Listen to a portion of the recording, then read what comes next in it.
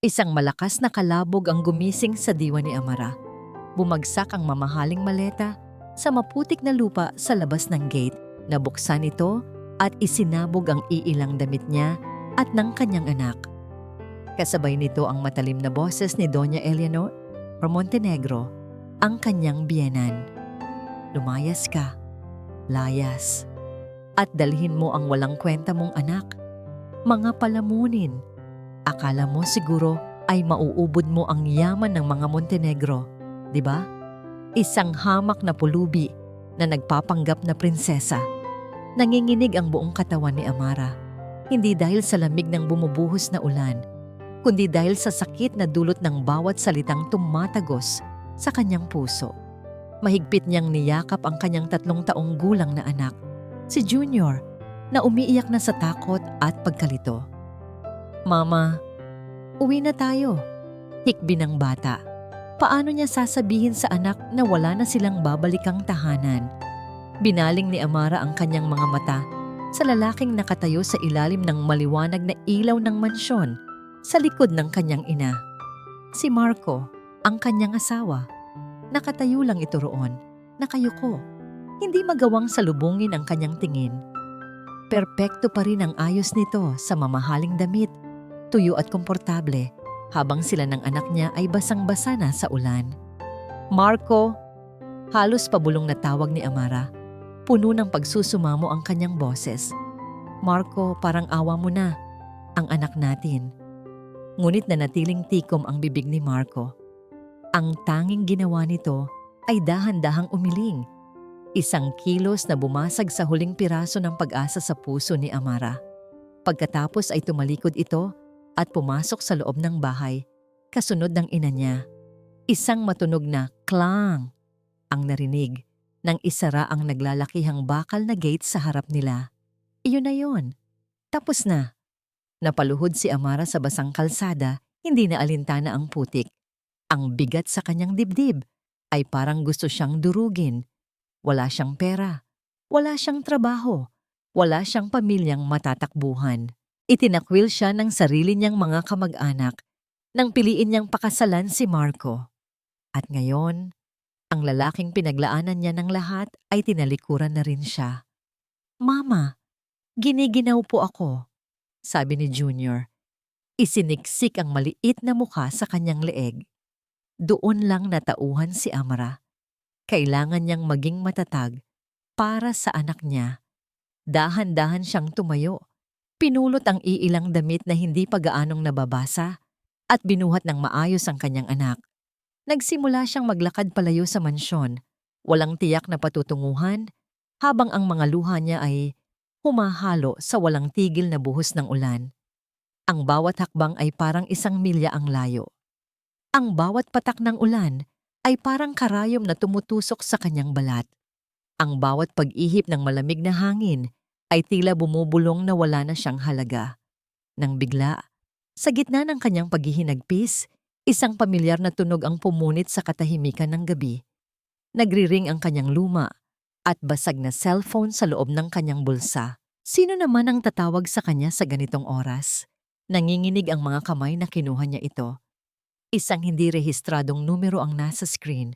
Sa una ay gusto niya itong huwag pansinin. Ngunit may kung anong nag-udyok sa kanya na sagutin ito. Hello, sabi niya. Basag at paos ang boses. Is this Miss Amara del Fuego Montenegro? Tanong ng isang formal at malalim na boses sa kabilang linya. Isang boses na puno ng awtoridad, malayo sa magulong mundo niya ngayon. Sino to? My name is Attorney David Reyes. I'm calling from the Reyes Law Firm. Napakunot ang noo ni Amara. Wala siyang kilalang abogado. Pasensya na, sir. Pero baka nagkakamali lang po kayo ng numero. Hindi ako nagkakamali, ma'am. Matagal na kitang hinahanap, Amara. I have very important news for you regarding your grandfather, Don Alejandro del Fuego. Lalong naguluhan si Amara. Lolo? Ang alam niya ay ulila na siya sa mga magulang at hindi niya nakilala ang mga lolo at lola niya. Wala po akong kilalang ganyang pangalan. Mahinang sagot niya. Narinig niya ang pagbuntong hininga ng abogado sa kabilang linya. Tila inaasahan na ang sagot niyang ito. I understand your confusion, Miss Amara, but please, listen to me carefully. Your grandfather passed away last week, and he left everything to you in his last will and testament. Natahimik si Amara. Ang tanging naririnig niya ay ang pagtibok ng sarili niyang puso at ang patak ng ulan. Anong pinagsasabi ng lalaking ito? Amara, ikaw ang nag-iisang tagapagmana ni Don Alejandro del Fuego. Huminto sa pag-iyak si Junior. Huminto sa pagpatak ang mga luha ni Amara. Tila huminto ang buong mundo sa kanyang paligid. Isang bilyonaryo. Ang mga salitang isang bilyonaryo ay umalingaw-ngaw sa isip ni Amara, paulit-ulit, na parang sirang plaka. Hindi siya makapaniwala. Ito ba ay isang masamang biro? Isang panaginip na gigisingan din niya sa lalong madaling panahon. Pero ang malamig na hangin sa kanyang balat at ang bigat ng natutulog niyang anak sa kanyang mga bisig ay nagsasabing totoo ang lahat. Miss Amara, nariyan ka pa ba? Tanong ng abogado sa kabilang linya. Oo po.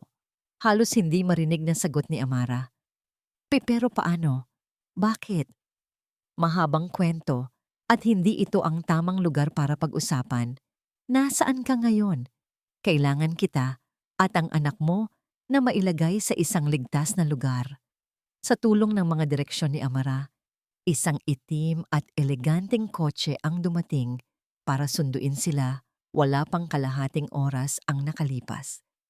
Dinala sila sa isang mamahaling hotel kung saan isang suite ang nakahanda na para sa kanila.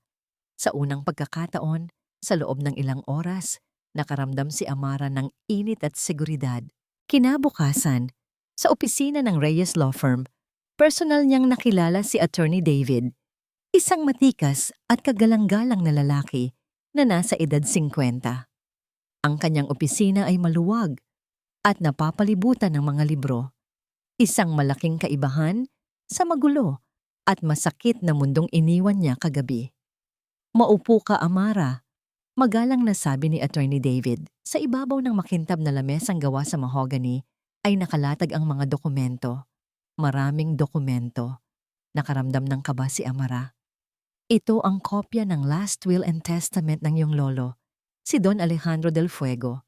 Paliwanag ng abogado. Habang iniaabot sa kanya ang isang makapal na folder. Siya ang nag-iisang may-ari ng Del Fuego Group of Companies, isang conglomerate na may interes sa real estate, manufacturing, at telecommunications. Binuksan ni Amara ang folder.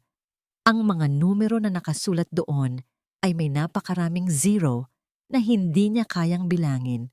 Mga pangalan ng kumpanya na nababasa niya lang sa mga dyaryo. At sa dulo ng lahat ng ito, ang kanyang pangalan, Amara del Fuego, ang nag-iisang tagapagmana.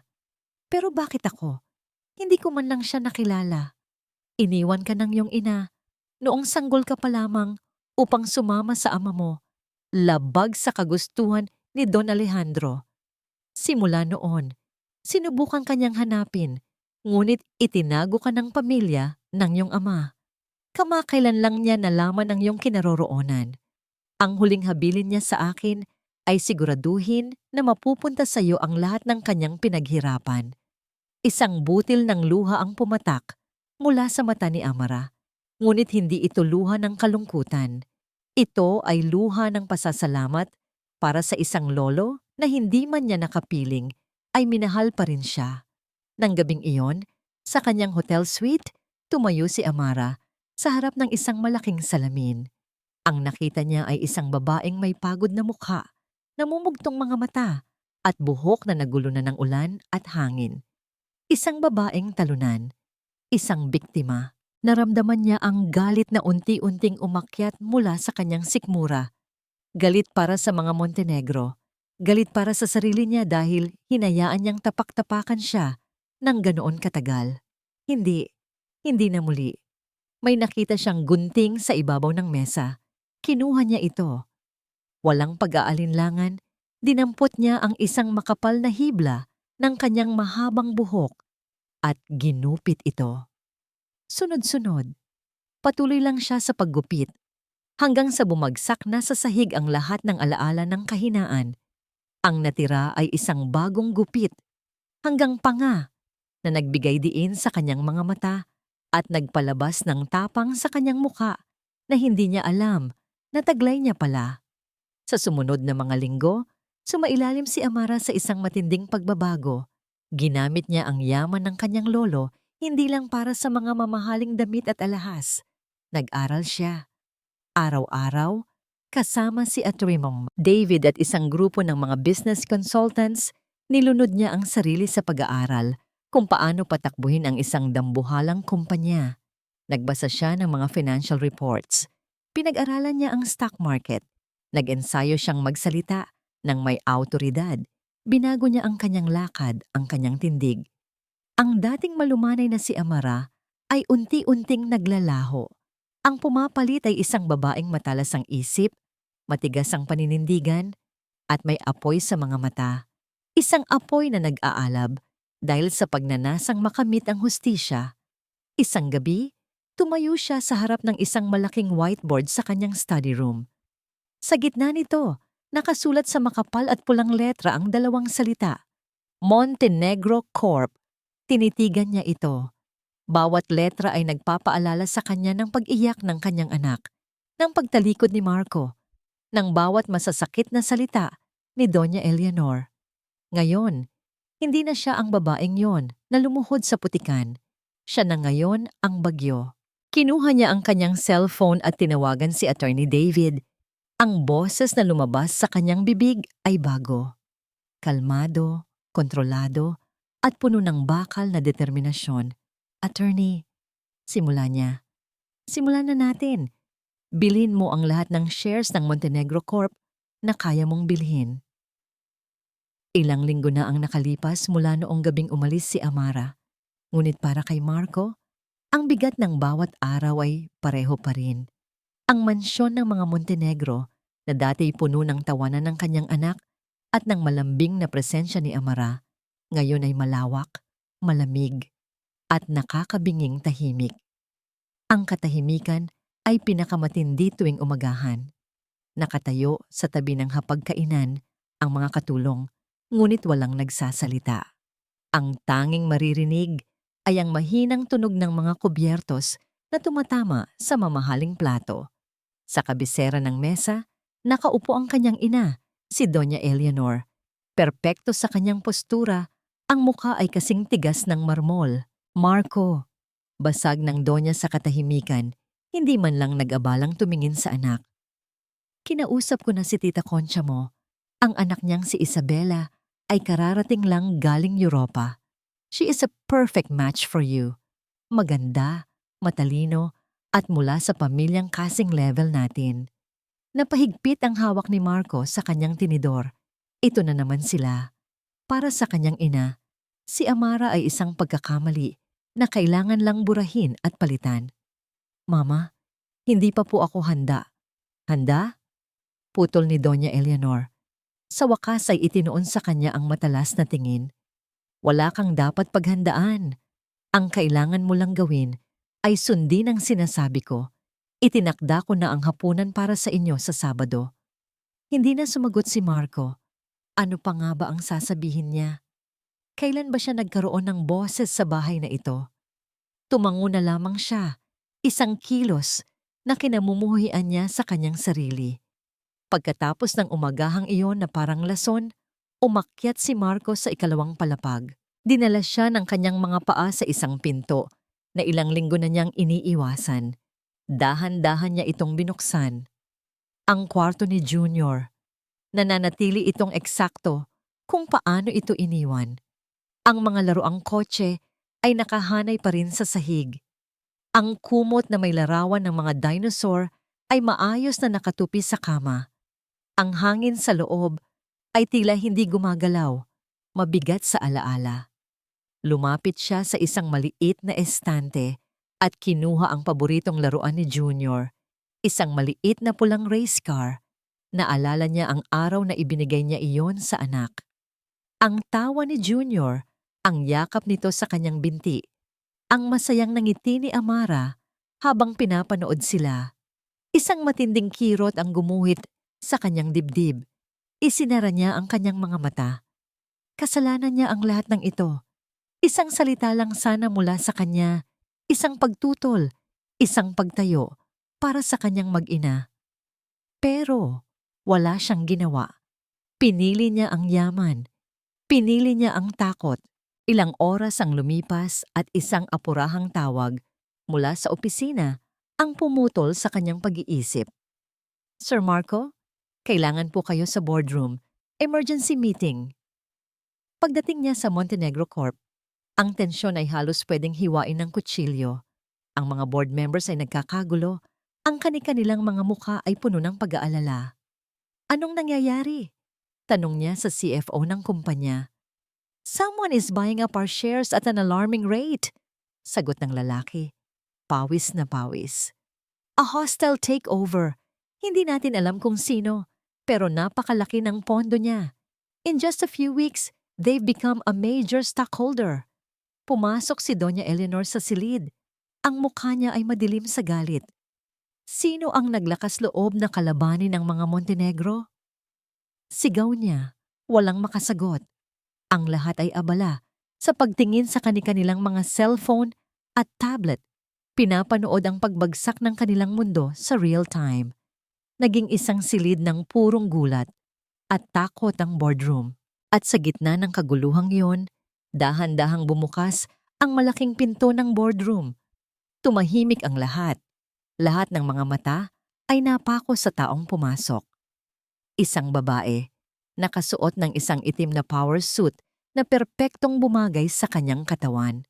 Maikli ang kanyang buhok, bagay na lalong nagpatapang sa kanyang anyo. Ang kanyang lakad ay puno ng kumpiyansa. Ang bawat hakbang ay may bigat at layunin. Sa likod niya ay isang grupo ng mga taong mukhang mga abogado at business executives. Hindi siya makapaniwala. Kinusot ni Marco ang kanyang mga mata. Iniisip na baka namamalik mata lang siya. Pero totoo. Ang babaeng iyon na may malamig at kalkuladong ekspresyon sa mukha ay ang babaeng hinayaan niyang palayasin sa gitna ng ulan. Amara. Ang pangalan ay isang bulong lamang mula sa kanyang mga labi. Ngunit sa katahimikan ng silid, ito ay umalingaw-ngaw na parang isang kulog. Hindi siya pinansin ni Amara. Dire-diretso itong naglakad papunta sa bakanting upuan sa kabisera ng mesa, ang upuang para lamang sa chairman. Kalmado siyang umupo, ipinatong ang kanyang mga kamay sa makintab na mesa at tiningnan silang lahat, isa-isa. Ang kanyang mga mata, ang dating malambing at mapagmahal na mga matang iyon, ay ngayon ay matalas at walang anumang emosyon. Nang sa wakas ay dumapo ang tingin niya kay Marco at Doña Eleanor. Isang bahagyang nangiti ang sumilay sa kanyang mga labi. Isang nangiting hindi abot sa kanyang mga mata. Isang nangiting nakakakilabot. Good morning, Montenegros, sabi niya. Ang kanyang boses ay malinaw at matatag. I believe this company needs a new vision. Huminto siya sandali, hinayaan ang kanyang mga salita na bumaon sa isip ng lahat ng naroroon. My vision. Mula sa kanyang kinauupuan, pinanood ni Amara ang iba't ibang emosyon na dumaan sa mukha ng mga tao sa silid. Pagkabigla, pagkalito. At sa mukha ni Doña Eleanor, purong galit na hindi maitago. Sa tabi nito, si Marco ay parang isang estatwang hindi makagalaw. Ang mukha ay maputla. Wala siyang naramdamang awa, wala siyang naramdamang pananabik. Ang tanging naroon ay isang malamig na determinasyon. Ang mga taong ito ang kumuha ng lahat sa kanya. Ngayon, oras na para kunin niya ang sa kanila. Si Doña Eleanor ang unang nakabawi sa pagkabigla. Isang mapaklang tawa ang kumawala sa kanyang mga labi. Ikaw? Sabi ng matanda. Puno ng pang-aalipusta ang boses. Anong karapatan mong umupo dyan? Isang hamak na pulubi na sinuwerteng makapulot ng pera. Huwag mong isipin na dahil lang may hawak kang shares, ay kaya mo nang kalabanin ang pamilyang ito. Hindi nagbago ang ekspresyon ni Amara. Kalmado niyang inilabas ang isang tablet mula sa kanyang briefcase at ipinroyekto ang laman nito sa malaking screen sa harap. Lumitaw ang mga graphs at figures na nagpapakita ng bagsak na kita ng Montenegro Corp sa nakalipas na 2 taon. Hindi ako naparito para makipag-away kinang Montenegro. Sagot ni Amara, ang kanyang boses ay matatag at propesyonal. Naparito ako para pag-usapan ng negosyo. Specifically, ang sunod-sunod na pagkalugi ng inyong Ventura Project, isang real estate development na personal ninyong pinamahalaan. Isang proyektong kumain na ng milyon-milyon, ngunit hanggang na ngayon ay wala pa ring resulta. Namula ang mukha ni Doña Eleanor. Ang Ventura Project ay ang kanyang pet project at ang pag-atake ni Amara dito ay isang direktang sampal sa kanyang ego. How dare you? I dare, putol ni Amara. Sa pagkakataong ito ay may bahagyang talim na ang kanyang boses. Dahil ang pera ng kumpanya na ngayon ay pera ko na rin, ay nasasayang. Meron akong bagong proposal. Sa isang pindot, nagbago ang nasa screen. Isang detalyadong plano para sa isang mas abot kaya at mas mabilis na housing project sa parehong lupain. Mayroon itong market analysis, cost projection, at timeline, halatang pinag-aralan at pinaghandaan. This is my vision. Pagpapatuloy ni Amara, ibinaling ang tingin sa ibang mga board members na ngayon ay tahimik na nakikinig.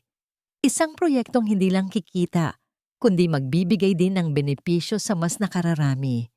I am proposing that we scrap the failing Ventura project and rechannel the funds to this new plan under a new management team, my management team. Isang miyembro ng board, isang matandang lalaki na kilala sa pagiging praktikal, ang tumikhim. The numbers look promising, I must admit. Promising, singhal ni Doña Eleanor. Galing yan sa isang babaeng walang alam sa negosyo. Huwag kayong magpalinlang sa kanya. Ngunit huli na. Ang buto ng pagdududa ay naitanim na. Nakita ng mga board members ang luhika sa likod ng mga salita ni Amara. Nakita nila ang potensyal na kita. Sa mundo ng negosyo, ang pera ay laging mas malakas magsalita kaysa sa katapatan. Sa pagtatapos ng pulong, sa pamamagitan ng boto, nanalo ang proposal ni Amara. Isang malaking sampal sa mukha ni Doña Eleanor. Pag-alis ni Amara sa boardroom, naramdaman niya ang mga mata ni Marco na nakasunod sa kanya. Ngunit hindi niya ito nilingon. Tapos na siya sa yugtong yon ng kanyang buhay.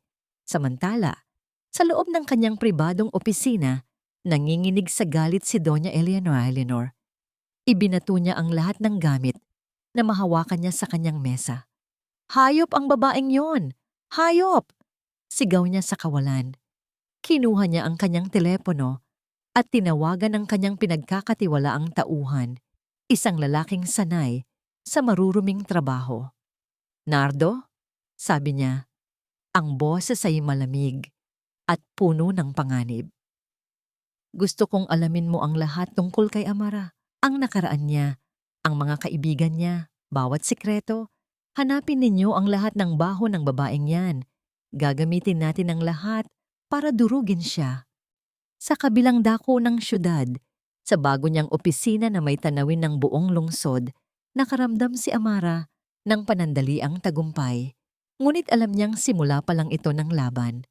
Binuksan niya ang kanyang laptop para simulan ang trabaho ng isang email notification ang lumitaw. Galing ito sa isang hindi kilalang sender. Ang subject ay blanco. Dahil sa pag-usisa, binuksan niya ito. Wala itong laman kundi isang attachment, isang litrato. Nang makita niya ang larawan, saglit na huminto ang kanyang paghinga. Ito ay isang luma niyang litrato. Kuha maraming taon na ang nakalipas. Nakangiti siya, isang ngiting totoo at walang bigat. At sa tabi niya, nakaakbay ay isang pamilyar na lalaki na may masayang mga mata. Si Leo. Ang kanyang unang pag-ibig. Bago pa man niya maproseso kung ano ang ibig sabihin nito, Tumunog ang kanyang telepono. Si Attorney David. Amara, may masamang balita. Sabi ng abogado. Bakas ang pag-aalala sa boses. Agad na kinabahan si Amara. Ano yon? Ang isa sa mga warehouse ng Del Fuego Manufacturing. Nasusunog. At ayon sa initial report, hindi ito aksidente. Sinadya. Napatingin si Amara sa labas ng bintana, sa mga ilaw ng syudad. Ang warehouse na yon ang naglalaman ng mga materyales para sa bago niyang proyekto.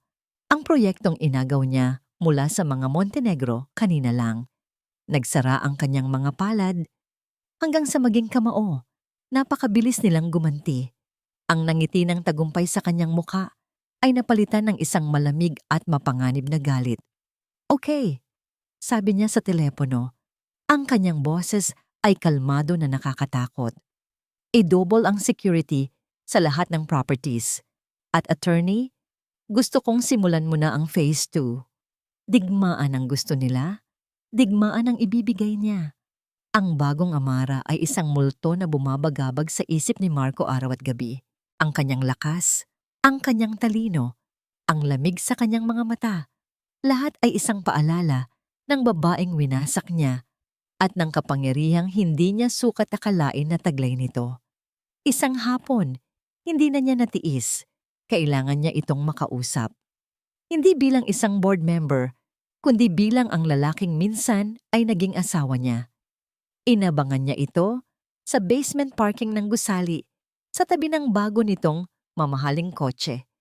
Isang sasakyang sumisigaw ng kapangyarihan. Nang makita niya itong papalapit, mag-isa, agad siyang humarang sa daan nito. Amara, tawag niya. Ang boses ay puno ng pagsusumamo.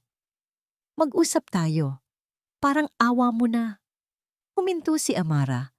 Ngunit ang kanyang mga mata ay walang mababakas na anumang emosyon. Tiningnan siya nito mula ulo hanggang paa na para bang isa lamang siyang balakid sa daan. Wala tayong dapat pag-usapan, Mr. Montenegro. Sagot nito, ang bawat salita ay malamig at formal. Kung tungkol ito sa negosyo, idaan mo sa assistant ko. Mag-set ka ng appointment. Hindi ito tungkol sa negosyo, Amara. Tungkol ito sa atin. Sa anak natin. Isang mapaklang ng ngiti ang gumuhit sa labi ni Amara. Walang tayo to, Marco. Matagal mo nang tinapos yon. At ang anak ko, huwag mo siyang gagamitin.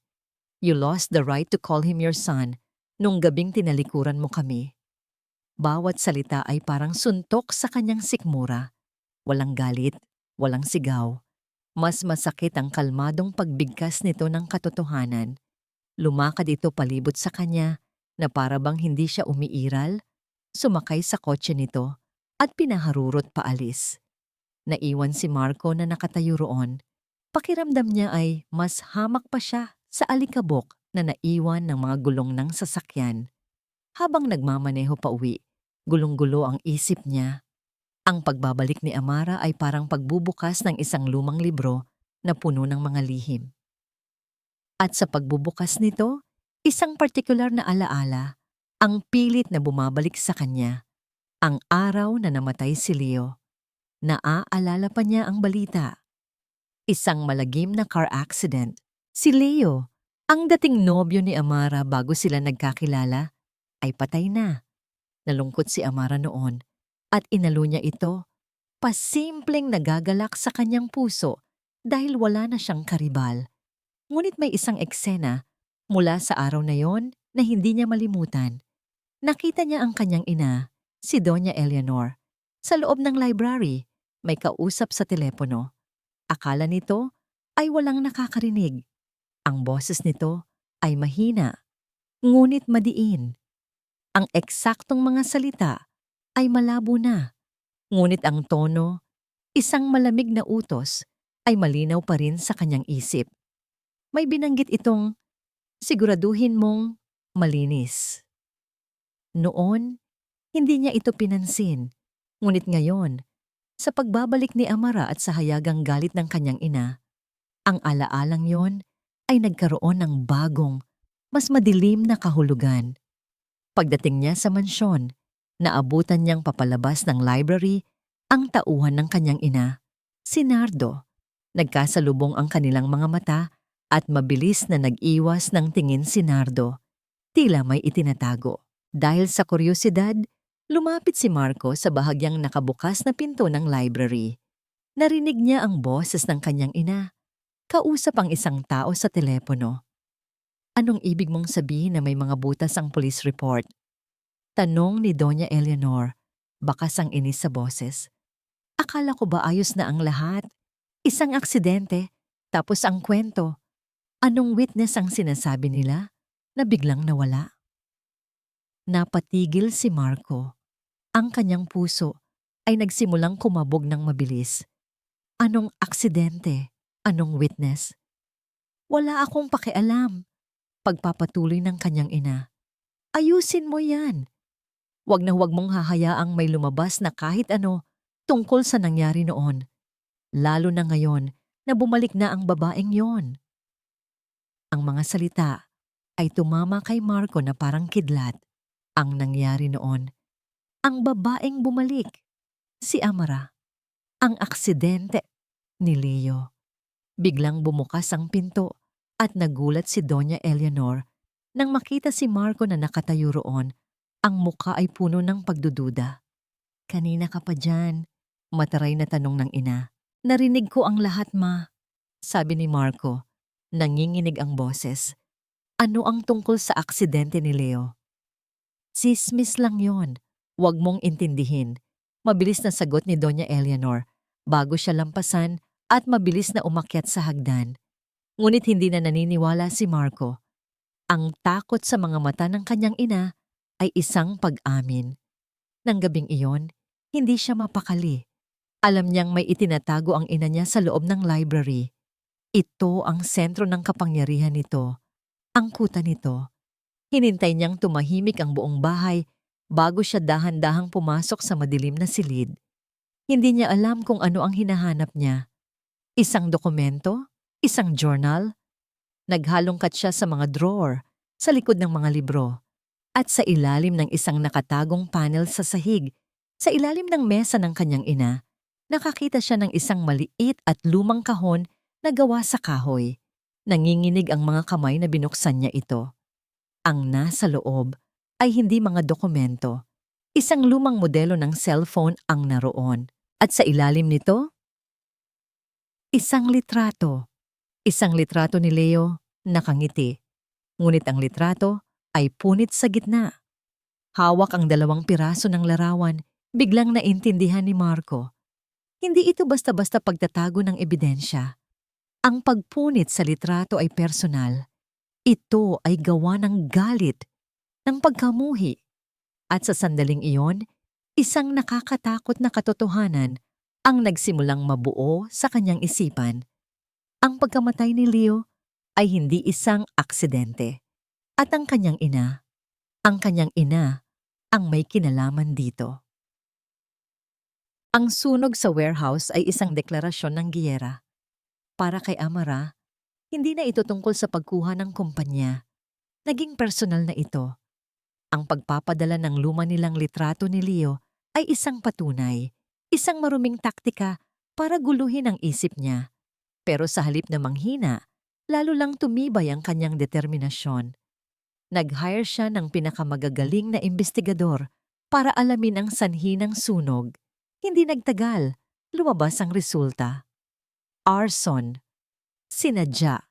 At ang mas nakakagulat, may koneksyon ng security agency na nagbabantay sa warehouse sa isang maliit na kumpanyang shell na pag-aari ng Montenegro Corp. Nang ipakita ni Attorney David ang mga dokumento, isang pangalan sa listahan ng mga dating direktor ng Shell Company ang pumukaw sa atensyon ni Amara.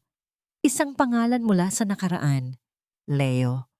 Bakit mapapasama ang pangalan ni Leo dito? Tanong ni Amara. Ang puso niya'y nagsimulang tumibok ng kakaiba. Ayon sa records, sandali siyang na-assign dyan bilang junior executive. Ilang linggo bago siya maaksidente. Paliwanag ni Attorney David. Biglang bumalik sa alaala ni Amara ang huling pag-uusap nila ni Leo.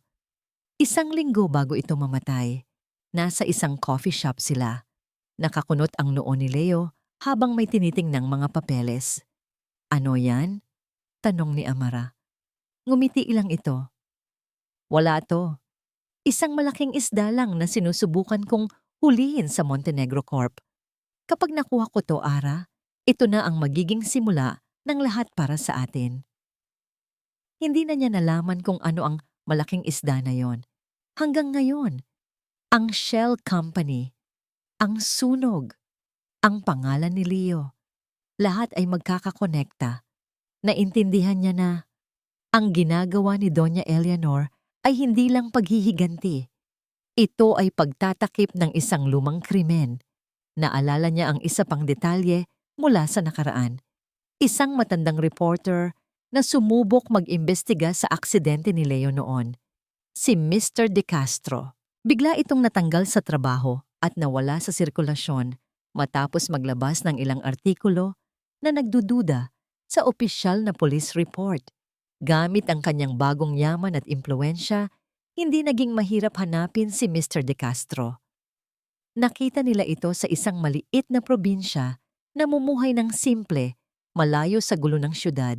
Pumayag itong makipagkita kay Amara sa isang tahimik at halos walang taong coffee shop sa gilid ng highway. Isang matandang lalaki na may mapuputing buhok at mga matang nakakita na ng napakaraming bagay. Alam kong darating ang araw na may maghahanap sa akin tungkol dito. Simula ni Mr. De Castro, ang boses ay mahina, ngunit matatag. Inilatag ni Amara ang lahat ng kanyang natuklasan.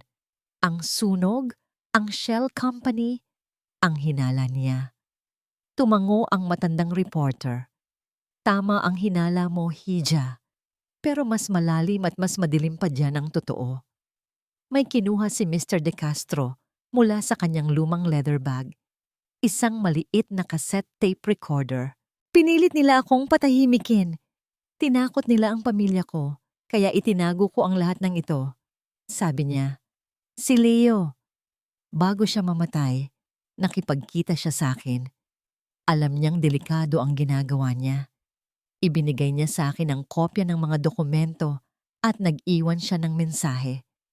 Para sa'yo. Sakaling may mangyari sa kanya. Nanginginig ang mga kamay ni Amara habang pinindot ni Mr. De Castro ang play button. Isang pamilyar na tunog ng kaluskos ang una niyang narinig. At pagkatapos, ang boses ni Leo. Ang boses na ilang taon na niyang hinahanap-hanap sa kanyang mga panaginip. Ara, kung pinapakinggan mo to, ibig sabihin, tama ang hinala ko. May mali sa kumpanyang ito. Malaki. May natuklasan akong mga transaksyon, milyon-milyon, pera na dumadaan sa mga pekeng kumpanya. Ginagamit nila ang Montenegro Corp para maglaban ng pera. At nasa gitna ng lahat ng ito si Doña Eleanor.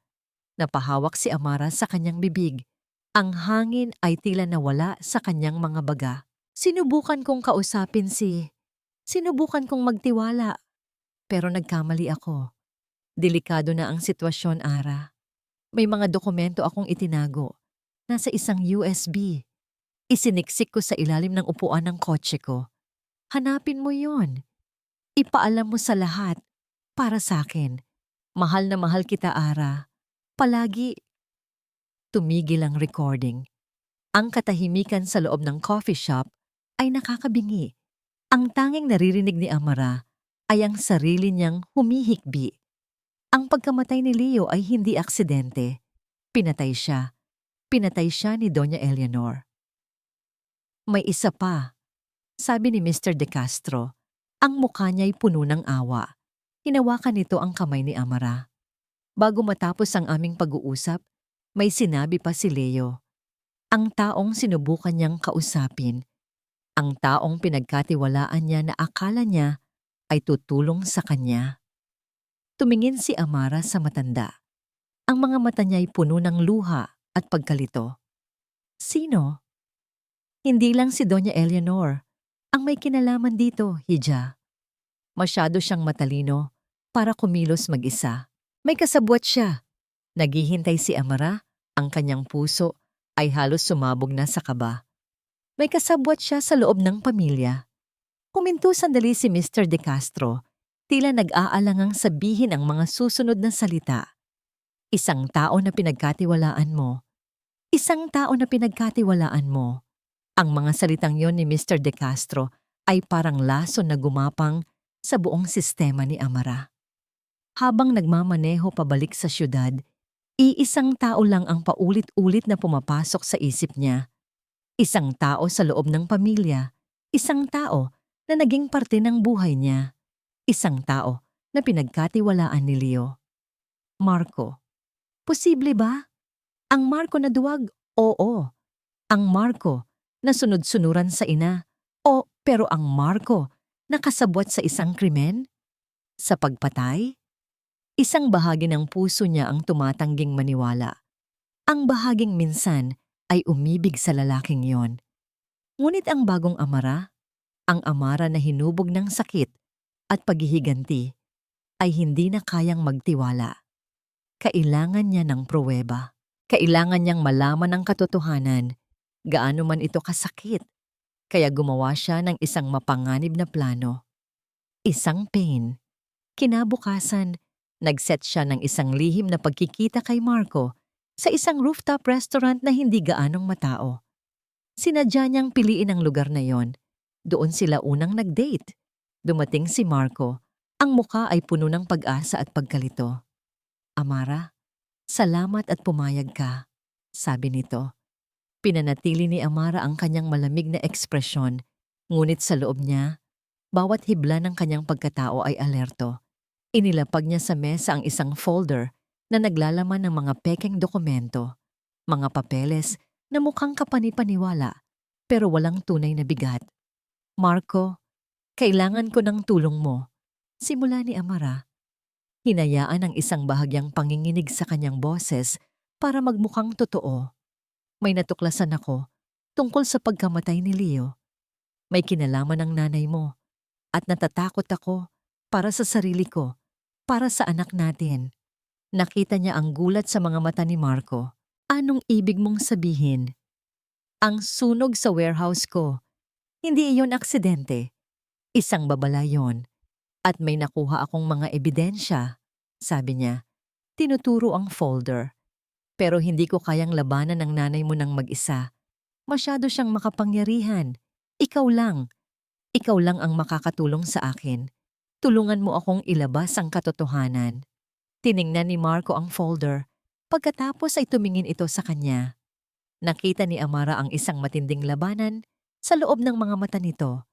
Isang laban sa pagitan ng takot at ng kung anuman ang natitirang pagmamahal o konsensya sa kanya. Amara, delikado to, sabi ni Marco. Ang boses ay nanginginig. Hindi mo kilala si Mama. Kaya niyang gawin ang lahat. Kaya nga kailangan kita. Giit ni Amara, mas idiniin ang desperasyon sa kanyang tono. Matagal na katahimikan ang namagitan. Sa huli, dahan-dahang tumango si Marco. Sige, sabi nito. Hindi ko alam kung paano, pero susubukan kong tulungan ka. Poprotektahan kita. Isang maliit na bahagi ni Amara ang nakaramdam ng pag-asa. Baka nga nagkamali siya. Baka nga ang duwag na si Marco ay may natitira pang kabutihan. Ngunit ang mas malaking bahagi niya ay naghihintay. Ang pain ay nailagay na. Ang hindi alam ni Amara, ang kanilang pagkikita ay hindi naging lihim. May isang tauhan si Doña Eleanor na nakasunod kay Marco. Bawat salita, bawat kilos ay nakarating sa matanda. Nang gabing iyon, hinarap ni Marco ang kanyang ina. Mama, totoo ba? Tanong niya nanginginig. May kinalaman ka ba sa nangyari kay Leo? Sa halip na magulat, isang malamig na ngiti lang ang isinagot ni Doña Eleanor.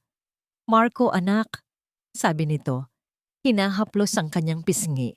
Ang lahat ng ginagawa ko ay para sa pamilyang ito, para sa'yo. May mga sakripisyo na kailangang gawin para mapanatili ang pangalan natin. Iyon na ang pag-amin. Nanlamig ang buong katawan ni Marco. At yang si Amara, pagpapatuloy ng ina, ang mga mata ay nag-aapoy. Akala niya kaya niya akong lokohin, isang pain.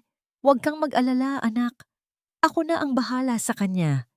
Ituturo ko sa kanya kung ano ang mangyayari sa mga taong kumakalaban sa akin. Kinabukasan, habang nagmamaneho si Amara papunta sa opisina, isang malaking truck ang biglang sumulpot mula sa isang side street at humarurot papalapit sa kanya. Sa isang iglap, bumalik ang lahat. Ang kwento ng aksidente ni Leo. Mabilis ang naging reaksyon ni Amara. Inikot niya ng buong lakas ang manibela at sumalpok ang kanyang kotse sa isang poste sa halip na sa truck. Nagising ang kanyang diwa sa tunog ng mga sirena. Masakit ang kanyang ulo at braso, ngunit buhay siya. Ligtas siya. Dahil sa pag-iingat, nakasuot siya ng seatbelt at ang kanyang sasakyan ay may mga airbag. Nang mahimasmasan, kinuha niya ang kanyang cellphone. Isang tawag mula kay Marco. Amara! Sigaw nito sa kabilang linya. Ang boses ay puno ng panik. Nabalitaan ko ang nangyari. Okay ka lang ba? Marco, Amara, makinig ka. Alam niya. Alam ni Mama ang plano mo. Narinig niya ang lahat. Kailangan mong mag-ingat. Hindi siya titigil hanggat biglang naputol ang linya. Isang tunog ng kalabog ang narinig niya bago tuluyang mamatay ang tawag. Marco? Marco? Sigaw ni Amara sa telepono. Ngunit wala nang sumasagot. Ang pag-asang naramdaman niya kahapon ay biglang naglaho, napalitan ng isang nakakakilabot na takot. Ang tawag ni Marco? Hindi yun pag-amin ng pagkakasabwat. Iyon ay isang babala. Isang babala na huli na niyang naintindihan. Ang pain na inilatag niya ay hindi lang para kay Marco. Ito ay isang pain na kinagat din ng isang mas malaki at mas mapanganib na halimaw. At ngayon, alam na ng halimaw na yon na siya ay nangangaso. Matapos ang tinangkang pagpatay sa kanya, alam ni Amara na wala nang atrasan. Ang babala ni Marco sa telepono, bago ito biglang naputol, ay isang patunay na hindi na ito laro. Buhay niya at ng kanyang anak ang nakataya. Kailangan niyang tapusin ang laban na ito ngayon na. Gamit ang tape recording ni Leo at ang testimonya ni Mr. De Castro, inihanda niya ang lahat. Ngunit bago niya ito isapubliko, may isang piraso pa ng puzzle na kailangan niyang buuin. Kailangan niyang marinig ang katotohanan mula mismo kay Marco. Nagpatawag siya ng isa pang pagkikita. Sa pagkakataong ito ay sa isang pribadong lugar na pag-aari ng Del Fuego Corp, kung saan sigurado siyang walang makikinig. Dumating si Marco. Ang mukha ay gusot at puno ng takot. Mayroon itong pasa sa gilid ng labi. Anong nangyari sa'yo? Tanong ni Amara. Hindi maitago ang bahagyang pag-aalala. Wala to. Mabilis na sagot ni Marco. Umiiwas ng tingin. Si Mama, nalaman niyang tinawagan kita. Amara, kailangan mong umalis. Itigil mo na to. Papatayin ka niya. Hindi ako aalis.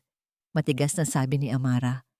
At hindi ako titigil hanggat hindi niya pinagbabayaran ang ginawa niya kay Leo. Wala kang laban sa kanya.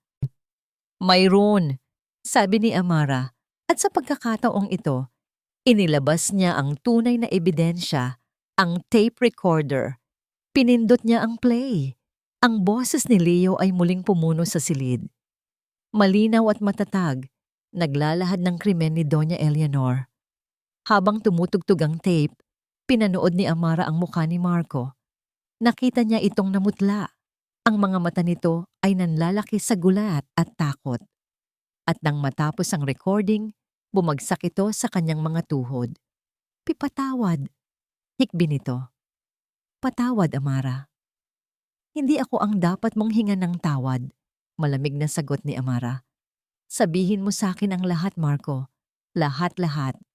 At doon, sa sahig ng malamig na silid, umamin si Marco. Pero ang kanyang pag-amin ay mas masahol pa sa inaasahan ni Amara. Hindi ito ang pag-amin ng isang inosenteng taong natatakot lang. Ito ang pag-amin ng isang kasabwat. Alam ko, sabi ni Marco sa gitna ng kanyang mga luha. Matagal ko nang alam. Bago pa man mangyari ang aksidente, nanlamig ang buong katawan ni Amara. Anong? Anong ibig mong sabihin? Humagulgol si Marco. Ang mga salita ay hirap lumabas sa kanyang bibig. Si Leo. Sa akin siya unang lumapit. Sa akin siya nagtiwala. Akala niya tutulungan ko siya. Ipinakita niya sa akin ang ilang dokumento. Sinabi niya sa akin ang tungkol sa money laundering. Pero ako, naduwag ako. Tumingala si Marco. Ang mukha ay basang-basa ng luha at uhog. Sinabi ko kay Mama, sinabi ko sa kanya ang lahat. At siya na ang gumawa ng paraan. Isang araw, tinawagan niya ako at sinabing, wala ka nang dapat alalahanin. At kinabukasan, nabalitaan ko na lang, napatay na si Leo. Ang bawat salita ay parang isang punyal na paulit-ulit isinasaksak sa puso ni Amara. Hindi lang niya alam. Siya pa ang nagsabi. Siya ang nagbigay ng hatol na kamatayan kay Leo. Hayop ka. Halos pabulong na sabi ni Amara. Ang boses ay puno ng nanginginig na galit at pagkasuklam. Ngunit hindi pa doon natapos ang lahat. May isa pa. Pagpapatuloy ni Marco, tila gusto nang durugin ang sariling bigat ng kasalanan. Pagkatapos ng aksidente, inutusan niya ako. Ang kotse ni Leo ay dinala sa isang police impound. Inutusan niya akong pumunta doon at kunin ang isang bagay. Biglang nag-flashback ang isang madilim na alaala sa isip ni Marco. Gabi, isang bakuran na puno ng mga sirang sasakyan. Nanginginig siyang lumapit sa wasak na kotse ni Leo. Gamit ang isang flashlight, kinapa niya ang ilalim ng upuan ng driver. At doon, naramdaman niya ang isang maliit na bagay na nakasiksik sa foam. Isang USB drive, ang ebidensyang magliligtas sana kay Leo at maglalaglag sa kanyang ina. Kinuha niya ito, isinilid sa kanyang bulsa at tumakbo palayo na parang isang magnanakaw sa dilim. Ang USB. Naintindihan ni Amara. Ang USB na binanggit ni Leo sa recording. Nasa'yo? Nasaan na? Umiling si Marco. Wala na. Ibinigay ko sa kanya. At sa tingin ko, sinira niya ito. Tumayo si Amara. Ang dating nag-aalab na galit sa kanyang dibdib ay napalitan ng isang nakakakilabot na lamig. Ang lalaking nasa harapan niya, ang lalaking minahal niya, ang ama ng kanyang anak, ay hindi lang isang duwag. Masahol pa siya sa isang duwag. Isa siyang traidor. Mas masahol ka pa sa kanya, sabi ni Amara. Ang boses ay walang emosyon. Isa siyang halimaw, pero alam niya kung ano siya. Ikaw. Nagtago ka sa likod ng pagiging biktima. Kinamuhian kita dahil sa pagiging duwag mo, Marco. Pero ngayon, kinasusuklaman kita. Sa gitna ng mabigat na katahimikang iyon, isang malakas na katok sa pinto ang bumasag sa lahat. Nagkatinginan sila ni Marco. Bumukas ang pinto at pumasok ang isa sa mga security personnel ni Amara. May kasamang isang lalaking naka-uniforme, isang court server. Ma'am Amara Montenegro? Tanong ng lalaki. Ako nga, sagot ni Amara kinakabahan. Iniabot ng lalaki ang isang makapal na sobre. Summons mula sa korte. Nanginginig ang mga kamay na binuksan ni Amara ang sobre. Sa loob ay may 2 dokumento. Ang una ay isang kaso, libel, slander, at attempted blackmail. Nakademanda siya. Ang nagsasakdal, Doña Eleanor Montenegro. Ang pangunahing testigo laban sa kanya, ang sarili niyang asawa, si Marco. Ginagamit ng Doña ang pag-uusap nila ngayon bilang ebidensya na tinatangka niyang sirain ang pamilya gamit ang mga pekeng akusasyon. Ngunit ang pangalawang dokumento ang tuluyang pumatay sa kaluluwa ni Amara. Isang temporary protection order. Dahil sa kanyang unstable at mapanganib na pag-uugali, pansamantalang ipinagkakait sa kanya ang karapatang lumapit o makita ang sarili niyang anak. Ang temporary custody ay ibinibigay sa lola nito, si Doña Eleanor Montenegro. Nabitiwan ni Amara ang mga papel. Ang mga ito'y dahan-dahang nahulog sa sahig. Ang kanyang anak. Si Junior. Kinuha nila ang kanyang anak. Tumunog ang kanyang cellphone. Nakikita niya ang pangalan ni Doña Eleanor sa screen. Sinagot niya ito. Hello, Amara. Bati ng matanda sa kabilang linya. Ang boses ay malumanay, ngunit puno ng tagumpay. Nakuha mo na ba ang mga regalo ko? Hindi makapagsalita si Amara. Nakita mo, ganyan ako kadaling manalo. Habang abala ka sa paglalaro mo ng detective, inayos ko na ang lahat. Ang pag-amin ng anak ko? Nakarecord ang lahat ng yan, my dear. Salamat sa ebidensya. Naramdaman ni Amara na gumuho ang sahig sa kanyang paanan. Game over, Amara. Pagtatapos ni Doña Eleanor, bawat salita ay isang patalim. Akin ang anak mo. Huminto ito sandali. Tila ninanamnam ang kanyang tagumpay. Akin ang lahat. Ang courtroom ay parang isang malaking freezer. Malamig. Nakakamanhid. Bawat salita na lumalabas sa bibig ng abogado ni Doña Eleanor ay isang patalim na humihiwa sa kanyang pagkatao. Pinapalabas siyang isang desperada at hindi establing babae, isang gold digger na naghahabol ng yaman at gumagamit ng sariling anak para sa paghihiganti. At hindi ba totoo, Mrs. Montenegro? Tanong ng abogado. Ang boses ay puno ng pang-uuyam na ikaw mismo ang nagsadya sa asawa mo, dala-dala ang mga pekeng dokumento at tinangkang gamitin siya para siraan ang sarili niyang ina? Nakatayo si Amara sa witness stand. Ang mga kamay ay mahigpit na nakakuyom sa kanyang kandungan. Sa kabilang dako ng silid, nakaupo si Doña Eleanor. Ang mukha ay nagpapahayag ng isang kalmadong pag-aalala. Isang perpektong maskara ng isang mapagmahal na lola na gusto lang protektahan ang kanyang apo. Sa tabi nito, si Marco, nakayuko, hindi magawang tumingin kahit kanino. Lalo siyang kinakapos ng hininga. Pakiramdam niya ay nilalamon siya ng buo ng mga pader ng korte. Natalo na siya. Wala na po kaming ibang tanong, Your Honor. Sabi ng abogado. Umupo na ito na may isang mapagtagumpay na ngiti.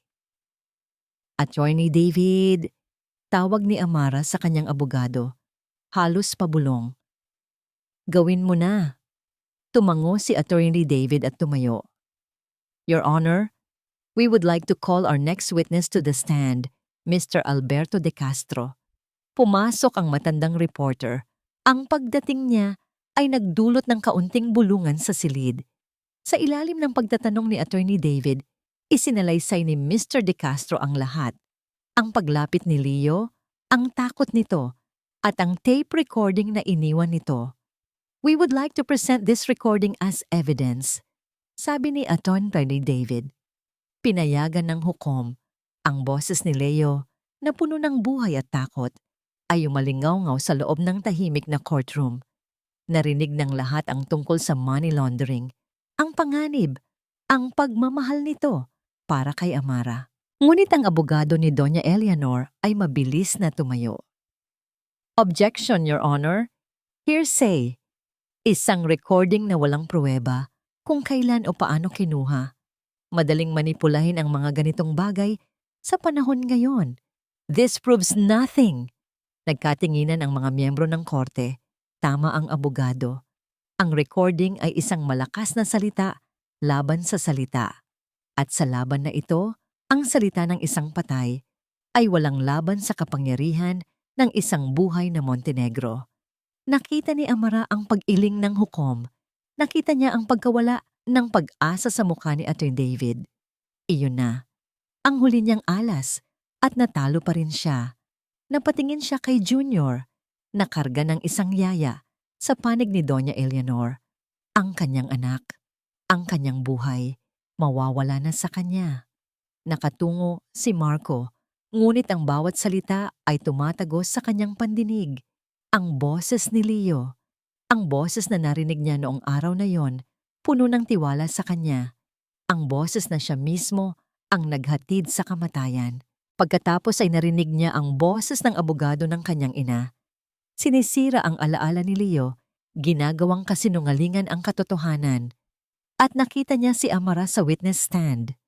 Ang babaeng dati puno ng buhay at pagmamahal ay ngayon ay parang isang anino. Ang kanyang mga balikat ay bagsak.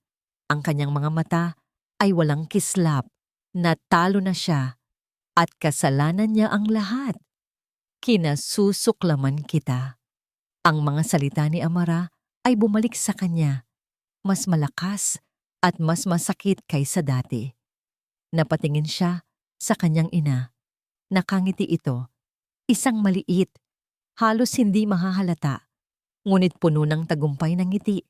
At sa tabi nito, ang yaya na may kargang si Junior. Ang kanyang anak, isang batang walang muwang na lalaki sa isang pugad ng mga ahas na siya mismo ang gumawa. Hindi pwede. Hindi na. Isang bagay sa loob niya ang nabasag. Ang takot na bumalot sa kanya sa buong buhay niya ay biglang naglaho, napalitan ng isang matinding bigat ng katotohanan. Bigla siyang tumayo. Itigil niyo to. Ang sigaw niya ay pumunit sa katahimikan ng courtroom. Lahat ng mga mata ay napunta sa kanya. Ang hukom, ang mga abogado, si Amara, at ang kanyang ina, na ngayon ay gulat na nakatingin sa kanya. Marco, umupo ka. Utos ni Doña Eleanor. Mahina, ngunit madiin. Ngunit hindi siya nakinig. Naglakad siya papunta sa harap. Ang mga binti ay nanginginig, ngunit ang kanyang desisyon ay buo na. May kasinungalingan pong nangyayari dito, Your Honor. Sabi niya, ang boses ay nanginginig ngunit malinaw. Anak, ano bang pinagsasabi mo? Sabi ni Doña Eleanor, tumatayo na rin. Humarap si Marcos sa kanyang ina. Sa unang pagkakataon sa kanyang buhay, tiningnan niya ito ng diretso sa mata, hindi na bilang isang anak na takot, kundi bilang isang taong pagod na sa kasamaan. Patawad, ina, sabi niya, at may isang butil ng luha na pumatak sa kanyang pisngi. Pero ito ang tama. Dinukot niya ang isang bagay mula sa loob ng kanyang coat, isang maliit, itim na USB drive. Ang USB na sinabi niyang ibinigay niya sa ina niya.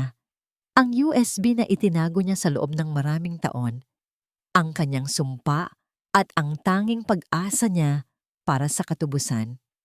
Ang recording ni Leo, totoo po yun, sabi niya sa hukom. At ito po ang pruweba. Ibinigay niya ang USB sa court clerk. Isang sandali ng pagkalito ang nangyari bago iniutos ng hukom na ipi-play ang laman nito sa screen. Ang lumabas ay hindi isang dokumento, isa itong video. Kuha mula sa isang security camera sa opisina ni Doña Eleanor. Ang petsa, isang linggo bago mamatay si Leo. Sa video, nakaupo ang kanyang ina sa mesa nito, may kausap sa telepono. Ang boses nito ay malinaw at walang awa. Wala na tayong ibang paraan. Masyado na siyang maraming alam. Kailangan na siyang mawala. Gawin ninyong mukhang aksidente. Malinis. Walang iiwanang bakas. Isang kolektibong paghinga ng gulat ang narinig sa buong courtroom. Ang maskara ni Doña Eleanor ay tuluyan ng nabasag. Ang kanyang mukha ay nagpakita ng purong gulat at hindi makapaniwalang galit. Tiningnan niya si Marco, ang kanyang mga mata ay nag-aapoy. Traidor! Itinuro ng hukom ang kanyang gavel. Order in the court! Order! Ngunit huli na ang lahat. Ang katotohanan ay lumabas na. Inutusan ng hukom ang mga pulis na naroroon. Arrest her! Habang papalapit ang mga pulis, iisa lang ang tinitingnan ni Doña Eleanor. Ang kanyang anak. Marco! Sigaw niya. Ang boses ay puno ng galit at pagtataksil habang kinakaladkad siya palabas. Sinira mo ang lahat. Sinira mo ako. Hindi kita mapapatawad. Ang sigaw na yon ang huling narinig bago isara ang mga pinto ng courtroom at sa wakas, bumagsak ang kurtina sa paghahari ng mga Montenegro. Lumipas ang 6 na buwan. Ang ingay ng iskandalo ng mga Montenegro ay unti-unti nang humupa, napalitan ng mga bagong headline. Ngunit para sa mga taong sangkot dito, ang mga epekto nito ay mananatili habang buhay. Si Doña Eleanor Montenegro ay napatunayang nagkasala ng murder at napatawan ng habambuhay na pagkakakulong. Ang kanyang imperyo, ang Montenegro Corp, ay bumagsak at unti-unting binenta ng pira-piraso. Si Marco, dahil sa kanyang pagtestigo at pakikipagtulungan, ay nakatanggap ng mas magaan na sentensya para sa obstruction of justice, ilang taon sa kulungan, isang maliit na kabayaran para sa isang napakalaking kasalanan.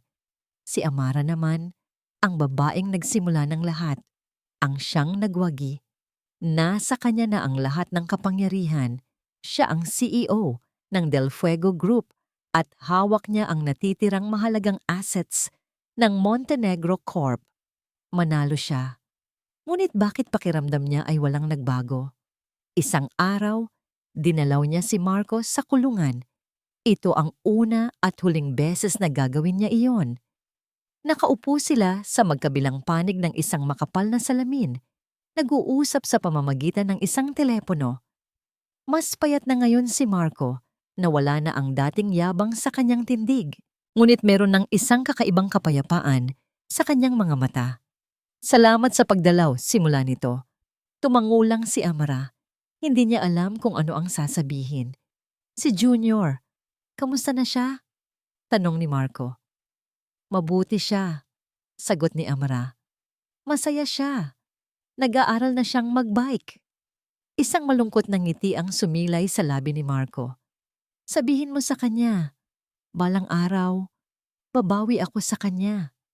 Sasabihin ko, sabi ni Amara, katahimikan. Hindi ito ang katahimikan ng galit, kundi isang katahimikan ng pagtanggap.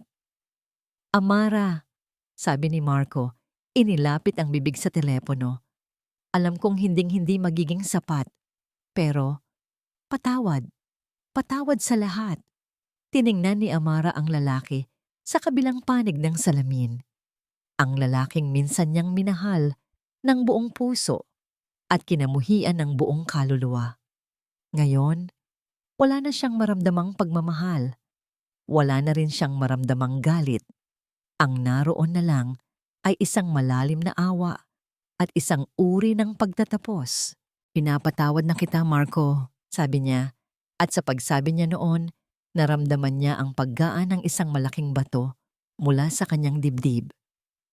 Hindi para sa'yo, kundi para sa akin, para makalaya na ako. Pagkatapos ng pag-uusap na yon, isa pang lugar ang pinuntahan ni Amara. Isang tahimik na sementeryo sa labas ng lungsod. Tumayo siya sa harap ng isang simpleng puntod na gawa sa puting marmol. Nakaukit dito ang pangalan, Leo de la Cruz. Hi Leo, sabi niya, habang inilalapag ang isang pumpon ng puting bulaklak. Natapos na. Nakuha na natin ang hustisya para sa'yo. Isang mahinang hangin ang umihip, tila isang sagot mula sa kawalan. Salamat sa lahat. Pagpapatuloy niya, isang luha ang dumaloy sa kanyang pisngi. Salamat sa pagmamahal mo. At patawad. Patawad kung sa paghahanap ko ng hustisya para sa'yo, ay muntik ko nang makalimutan ang pinakamahalagang aral na itinuro mo sa akin. Ang magmahal nang walang hinihintay na kapalit.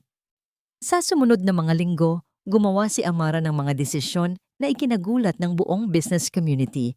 Ibinenta niya ang karamihan sa kanyang shares sa Montenegro Corp at sa iba pang kumpanya ng Del Fuego Group. Kumuha lang siya ng sapat para masigurado ang magandang kinabukasan ni Junior at para sa isang bagong proyekto. Itinatag niya ang Leo de la Cruz Foundation, isang organisasyon na naglalayong tulungan ang mga biktima ng inhustisya at magbigay ng scholarship sa mga mahihirap ngunit matatalinong estudyante na gustong maging abogado. Isang hapon, ilang buwan ang nakalipas, malayo na sa magulo at marangyang buhay ng syudad. Sa isang simpleng bahay sa tabi ng dagat, nakaupo si Amara sa buhanginan. Pinapanood ang kanyang anak na si Junior habang masaya itong gumagawa ng sandcastle. Ang tawa ng bata ay humahalo sa tunog ng mga alon. Mama, tingnan mo, ang laki ng castle ko, sigaw ni Junior. Ngumiti si Amara, isang nangiting totoo at abot hanggang sa kanyang mga mata. Ang ngiting matagal nang nawala. Lumapit siya sa anak at naupo sa tabi nito. Tinulungan niya itong maglagay ng mga kabibe sa paligid ng kastilyo. Sa sandaling iyon, hawak-hawak ang kamay ng kanyang anak.